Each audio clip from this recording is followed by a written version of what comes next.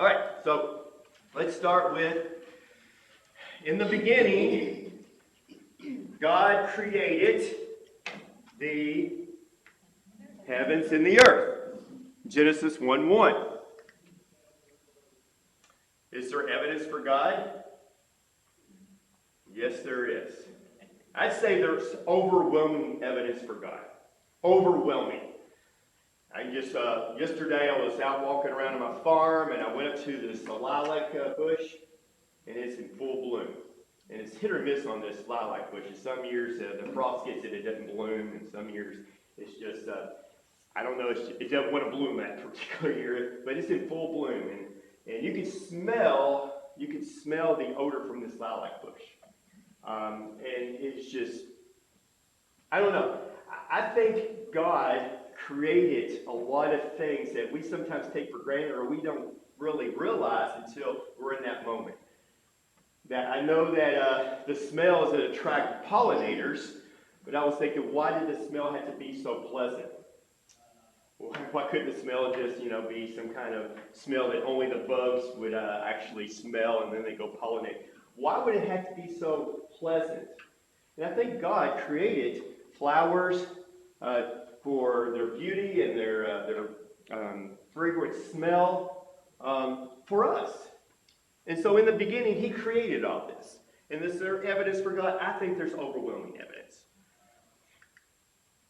So this is a Bible verse. It says, the wrath of God is being revealed from heaven against all the ungodliness, wickedness of people who suppress the truth by their wickedness, since what may be known about God is plain to them, because God has made it plain to them.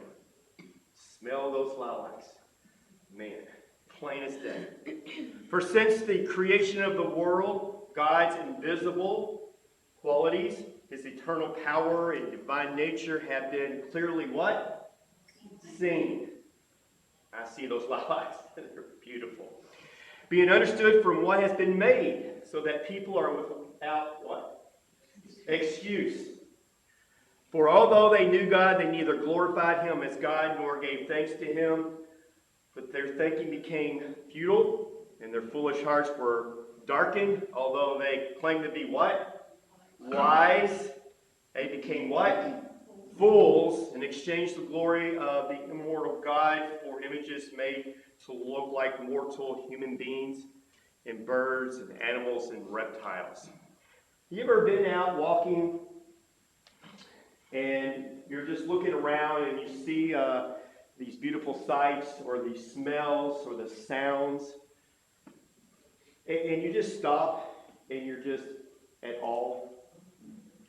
And all of a sudden you stop and you pray to God, thank you for this moment. Thank you for what you've created.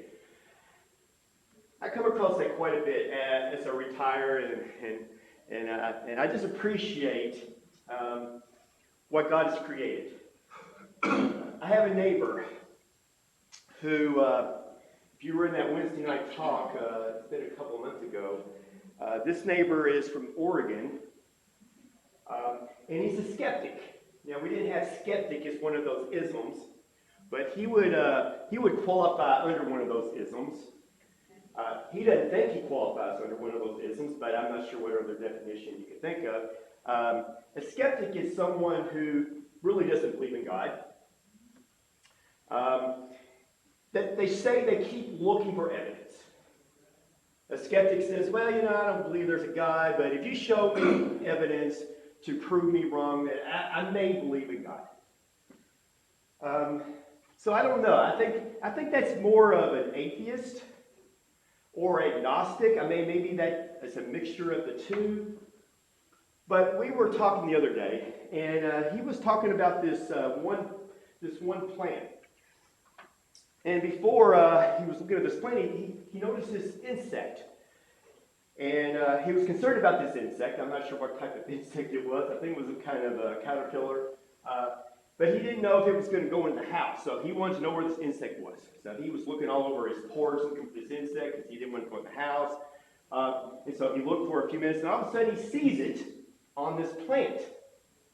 But it was camouflaged. It was kind of looking like it was part of the twig. So it could be deceiving, birds, whatever other predators that might eat this insect. So it was blending in. It was kind of a camouflage. And he stopped and he was thinking. And I think he was thinking about his God, which would be evolution. I think he was marveling at the creation of evolution. Because he doesn't believe, like I said, he doesn't believe in God, so he was pondering that. And I'm thinking, wow, how foolish. How foolish to sit there and ponder about a theory that makes no sense. And yet, that's what he was doing, I think. He was pondering. The theory of evolution, how wonderful evolution's created all these marvelous creatures. And I was just taken aback. Because what does it say up here? Plain to them, for since the creation of the world, God's invisible qualities, his eternal power, his divine nature, have been clearly what? Seen, understood from what has been made.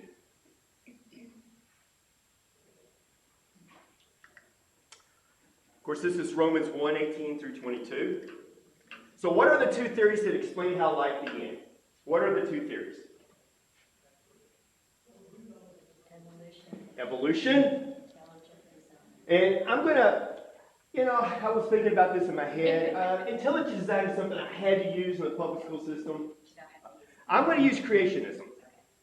I like that better because that more reflects my understanding of God. So we have creationism and evolution. Evolution, again, Ms. Carroll, the hierarchy of the amoeba all the way to the man, doesn't make any sense. And then with creationism, I have the Garden of Eden with all the animals. So what's the difference in historical science and empirical or observational science? There's a difference in these two. You science teachers know historical science. Well, let's go with empirical or observational science. What would that be? Like it says, making observations and basing your theories and everything else on what you're able to observe and test and find out what's true in that way. Exactly. So we're using our five senses, right?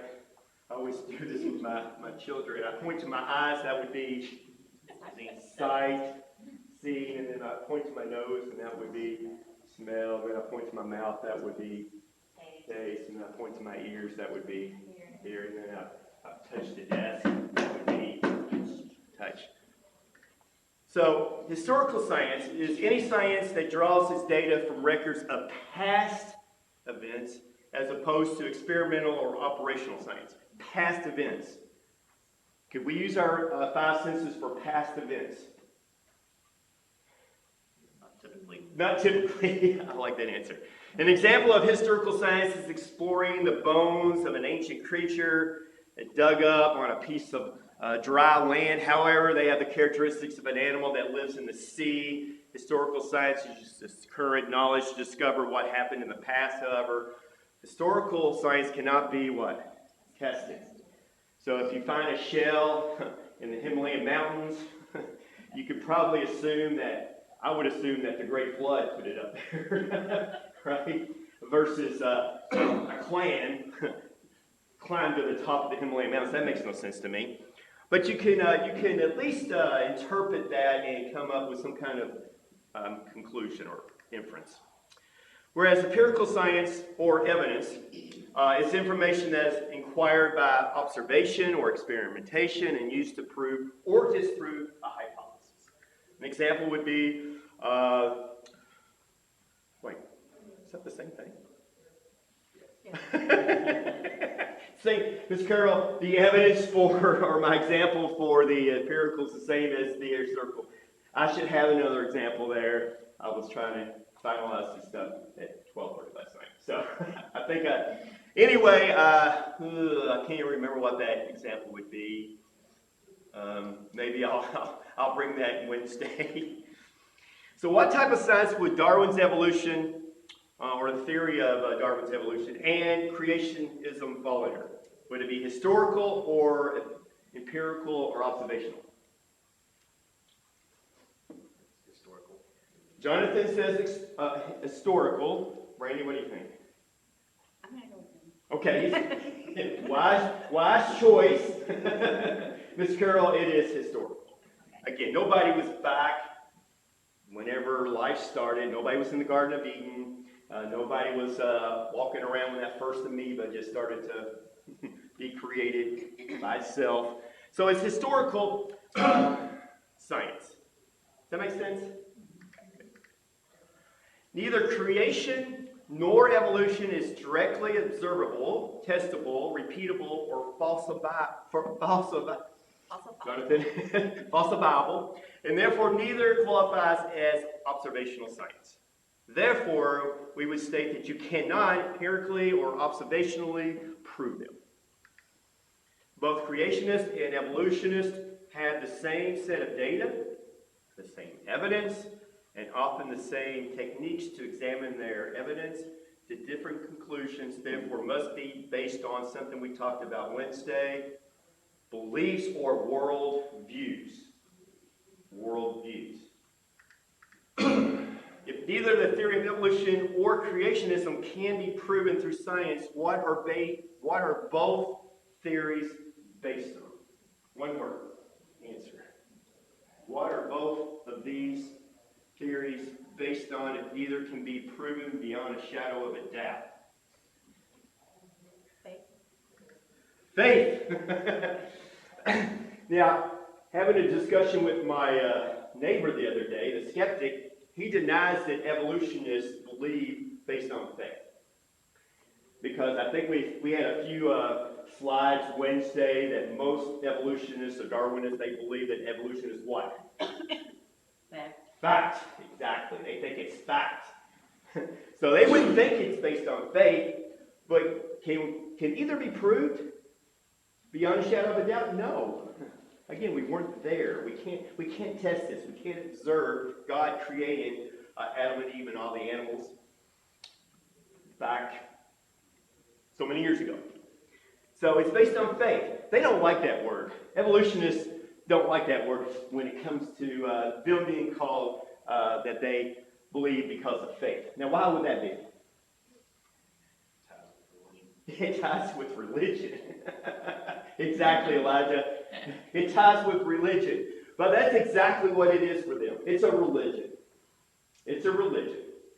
And so they bow down to this particular theory. Just like my neighbor was pondering that insect that evidently evolution magically created with all its adaptations. It makes no sense to me. It makes no sense, I think, to people in here. So where does evolution, Darwin's evolution, what does it mean to you? What does Darwin's evolution mean to you? What do you think of when you think of Darwin's evolution? Finches. What, finches? Finches? Yes. Darwin evidently did some experiments on finches. What else? Elijah?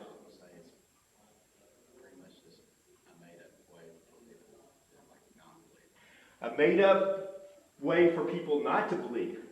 They don't believe in a God, but they have to believe in something because I think God's instilled in all of us that need to believe in something. I believe that if people are so about themselves, humanists, we talked about humanism, we talked about materialism, naturalism, all these words for people that are trying to find something to believe in because they don't want to believe in God because they don't want to have to what? They don't have to answer to God. They don't want to have to answer to God. They don't want to have to answer to anybody. They want to do what they want to do and not be told they can't.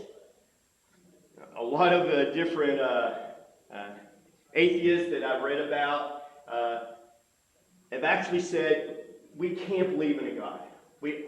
And if there's evidence that proves beyond a shadow of a doubt there is a God, I'm still not going to believe it. Because I want to do what I want to do. So, in the beginnings, God created the heavens and the earth once again. And there we have, Jonathan. Evidently, what I meant to have up here got jumbled up. I had a symbol of a fish with feet. A symbol of a fish with feet. Now, what would that represent? Since it's not here, but you can visualize. Darwinism, right? Because evidently the fish came out of the ocean and it was able to walk. Now, this is a play on what? What do you think this having a fish coming out of the water is a play on? Because you see, some Christians, they have a symbol of a fish. Yes, and that represents Christianity. Jesus is going to make what? Going to make fishermen out of men, right? And so it's a play on this. So this is a crude attempt for, what's the word I'm looking for? Crude attempt on Darwinists to make fun. Exactly, make fun of that. It's sad. So what is Darwin's theory of evolution? Let's see. The theory of evolution's general meaning is change over something. Change over there's a blank there, Miss Carey. It's not change over something. Change over time. Give me an example of evolution going on in this room right now.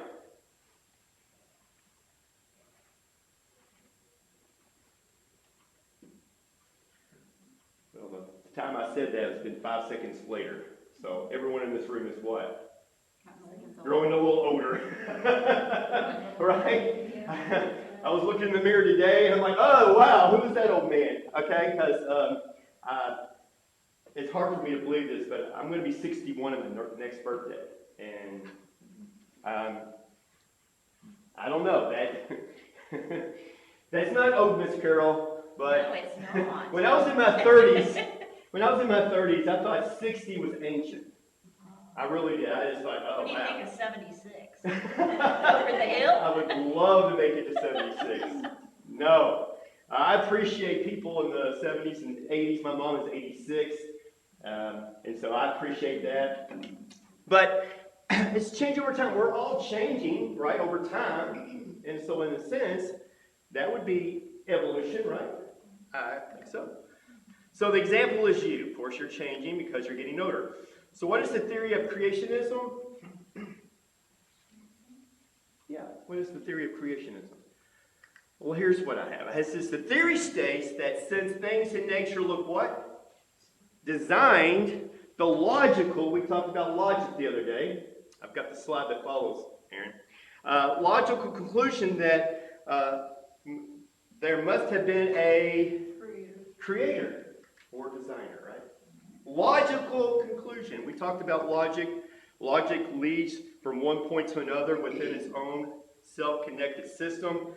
Truth is a fact. Truth is a location. Logic is the map. So if logic is sound and based on truth, all conclusions reached by the logic should be true. And I love this, Aaron, and I added this. Logic leads to truth. Logic leads to truth. So, here's a situation here. It says, one day your biology teacher or science teacher asked for a show of hands of all those who believe in evolution. Only a few students raised their hands. She then shows you a diagram explaining how all dogs evolved from a common ancestor and says, if you can understand this diagram, then you must believe in evolution. A second time, she asked to see a show of hands of all those who believe in evolution. This time, everyone in the class raises their hand except for you. She then calls you by name, Jonathan. Don't you believe that it was possible for all these variations of dogs to come from a common ancestor? To which you apply, Jonathan says, yes, probably. She then asks you very pointedly, she gets in your face, don't she, right? Then how can you say you don't believe in evolution? How do you respond? Who created the one dog? I'm sorry? Who created the first dog? First dog. Who created the first dog? Awesome answer. I think you put her on the spot. Well, amoeba, and then amoeba, fish, legs on fish. How would you respond to this? What's the difference between micro and macro? Micro and macro. I don't know anything about that, Jonathan. You might have to explain. Aaron, how would you respond? Probably a similar answer. Where the dog come from? Yeah. Where's your That common ancestor. Yeah, like that. Yeah, exactly. So is evolution true? Remember I asked this Wednesday, and the answer is no and yes. No and yes. And I think it goes back to what Jonathan just said. So what is the difference between microevolution and macroevolution? Micro means what? Small. Like a microscope, things are small, very, very small. Macro means larger, I guess, in a sense. And what I have up here, Miss Carol, is the tree of life. The tree of life down there, you can't even see it, but I guess it's probably amoeba, and then you can get up there and you look at, I guess it's Darwin. Eventually you get to Darwin. But all these different branches with all these different species of plants and animals.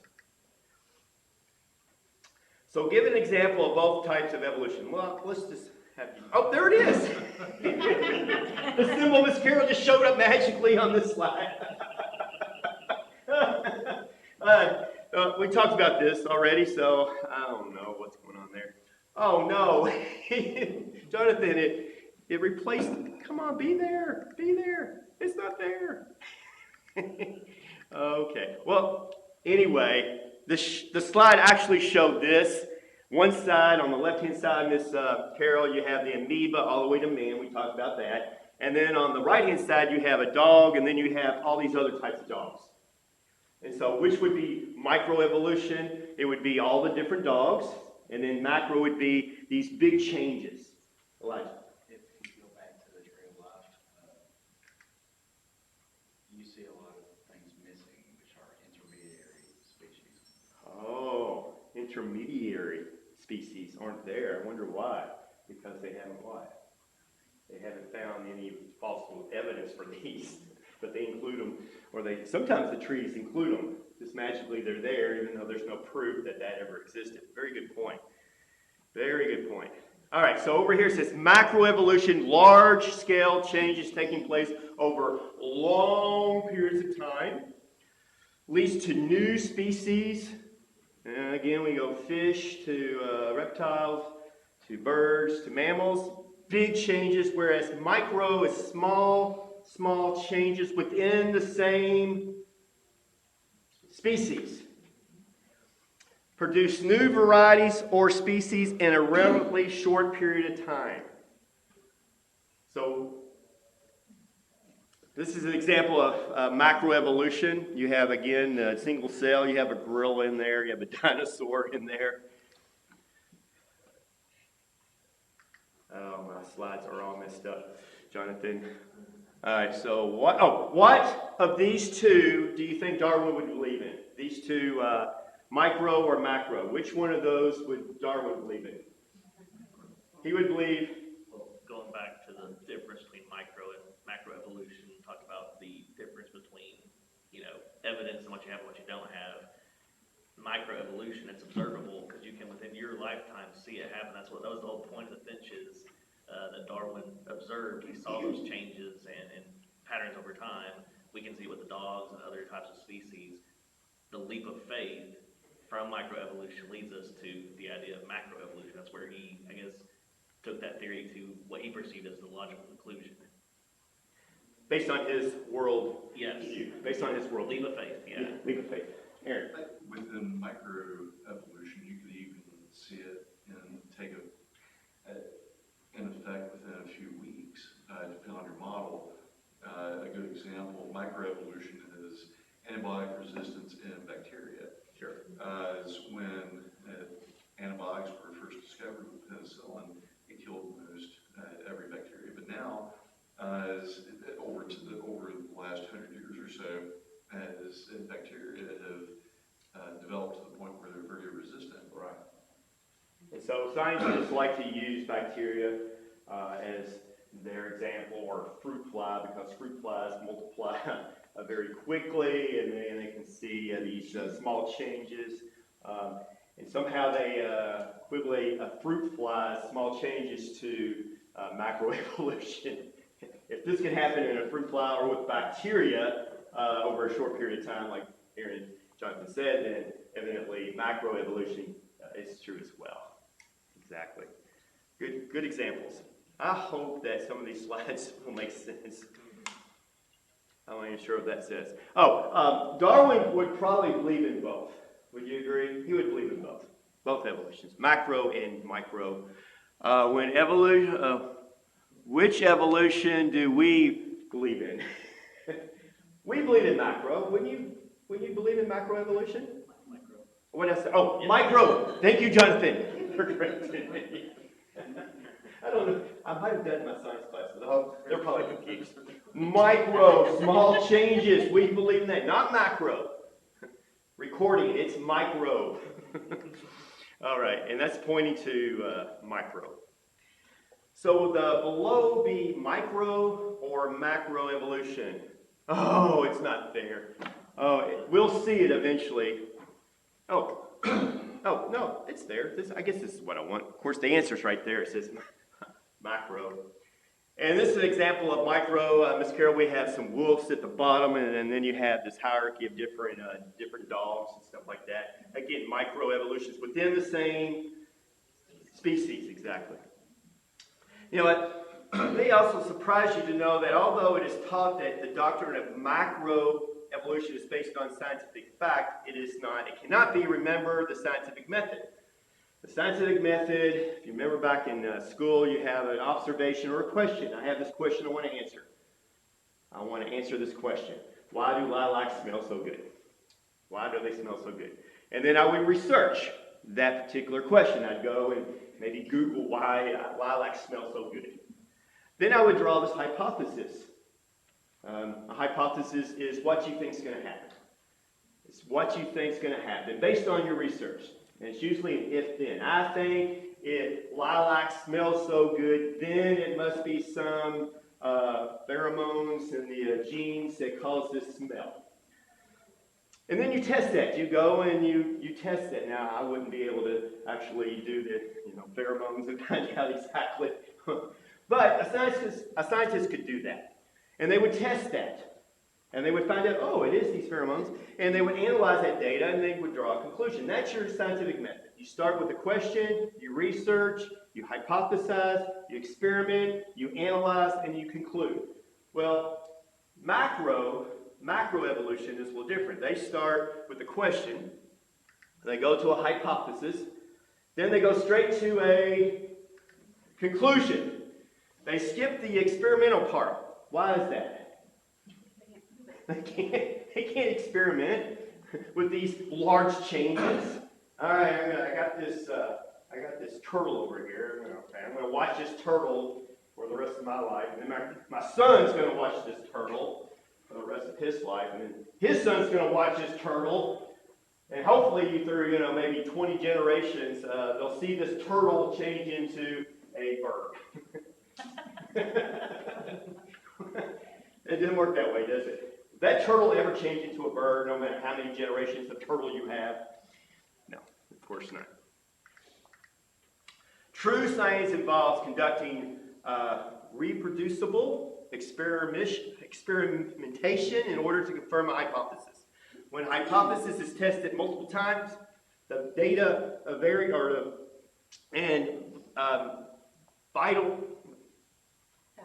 valid, thank you, Randy, attained, it is possible to construct a theory. Because macroevolution supposedly took place over billions of years, and it's not experimentally reproducible, it is not even a theory. Miss Carol. It's not even a theory. In the most scientific sense, it is only a hypothesis. I think this is what happened billions of years ago, which is simply an assumption, an explanation, or an idea. But it's not evidence. Does that make sense? Now, what? I don't know. I don't know what's going to show up.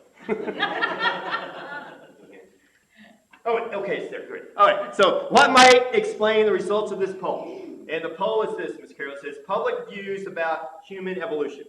Percentage of U.S. adults saying that humans and other living things have existed in the present form since the beginning of time, or humans and other living things have evolved over time. So with humans existed in the present form since beginning, only 33% thought that. Versus humans have evolved over time, 60%.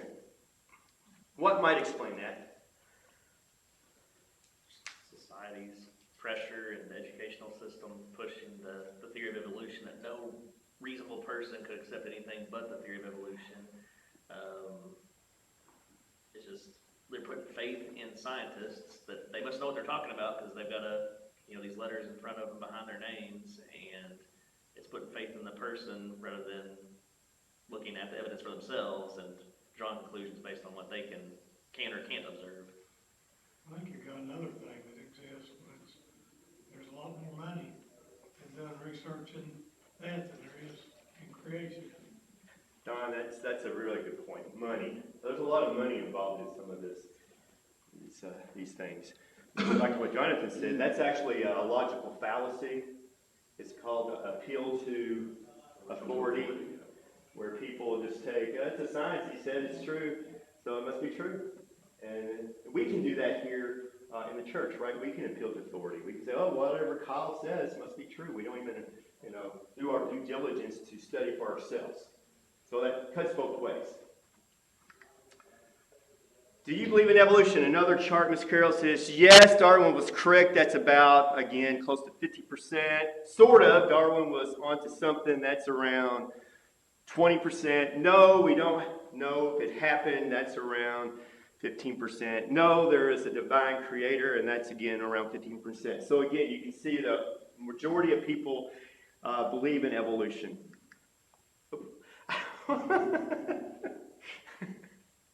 Okay, that should be somewhere else, okay? You may tell me what that might be. Miss Carroll, it's a picture of something that I had, if we had more time. And The purple cabbage? it's cabbage. I don't know why that's there.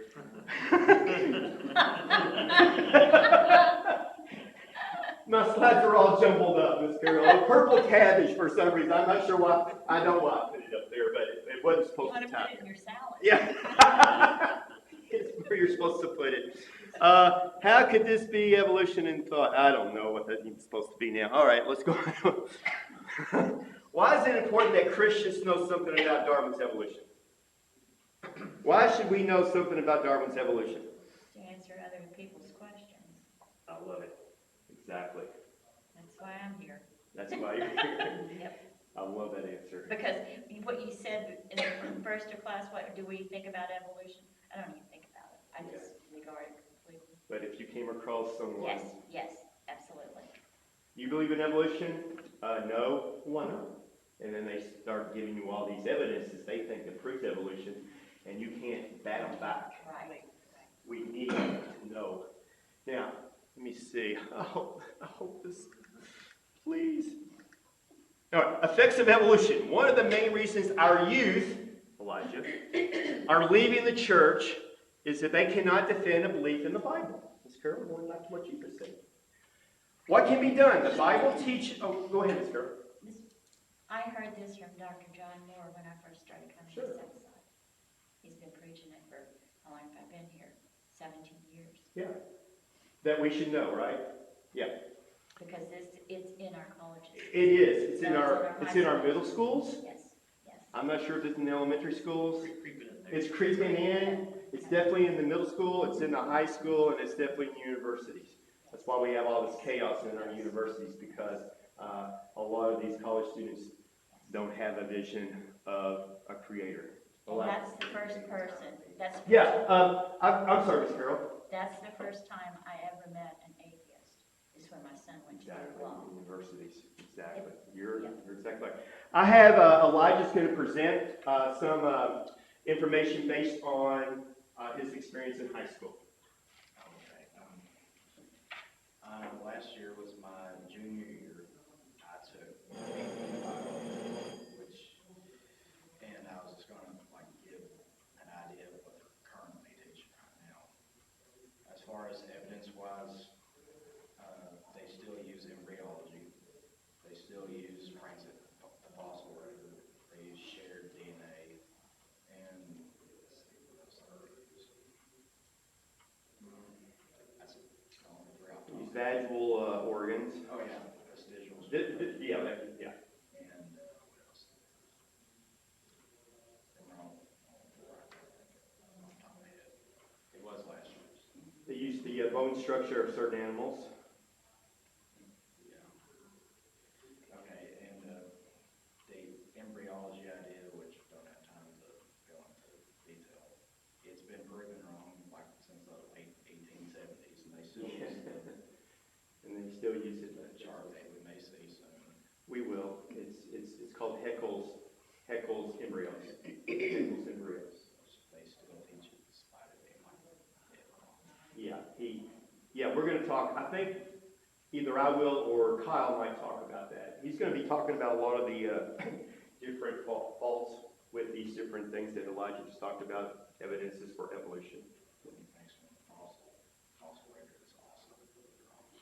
I think they're trying to get the idea that they have intermediate like species, but funny thing is there's like evolutionary paleontologists that would say that they're animated. And the vestigial structures one, there's kind of alternate answer, I guess, based on creationist worldview, which they don't say.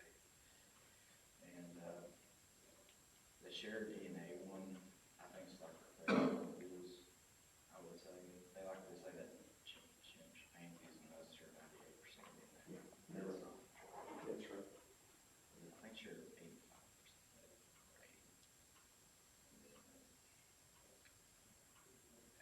And then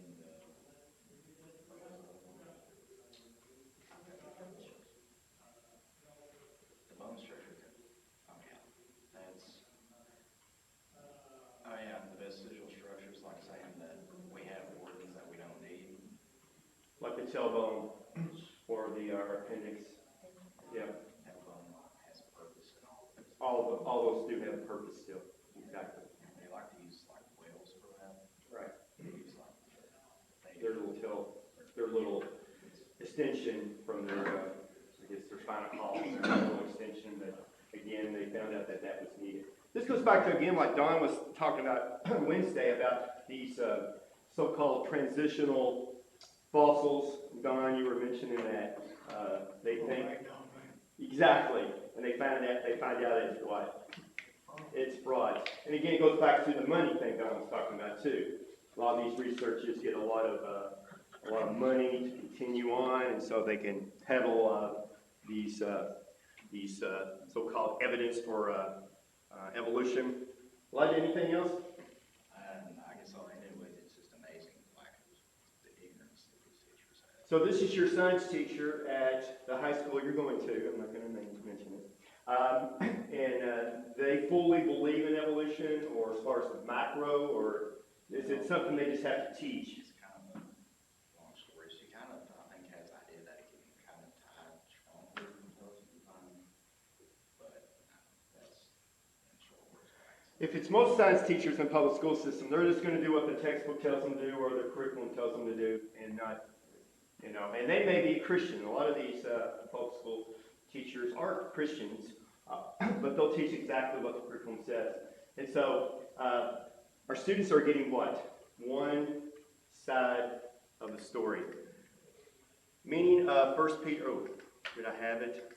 Jonathan, it's not there. It's not there. Showed up early. I've got a lot of work to do for Wednesday. My slides are terrible. It is so frustrating to put all this work, and then the slides are all over the place.